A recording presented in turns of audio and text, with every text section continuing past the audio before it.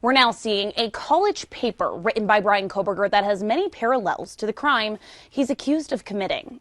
I'm neighborhood reporter Riley Shoemaker, and from purchasing a black mask to 3D models of the crime scene, dozens of documents unveil new details in the case against Bryan Kohberger.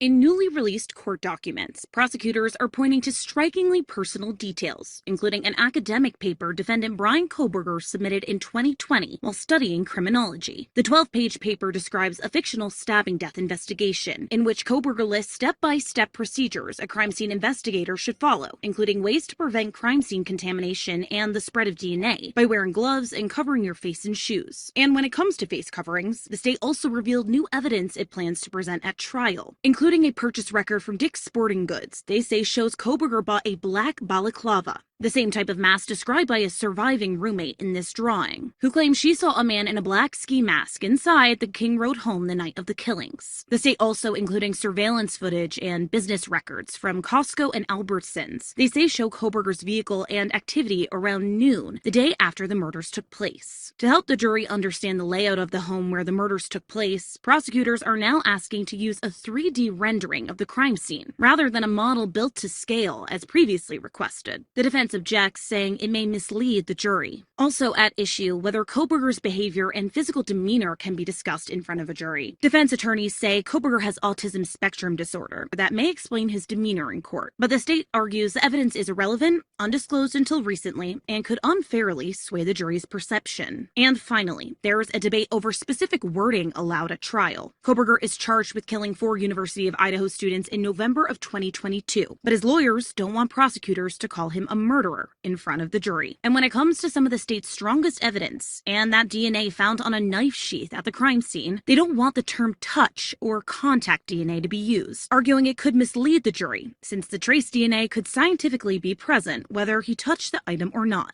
A judge has entered a not guilty plea on Kohberger's behalf, and he faces the death penalty if convicted.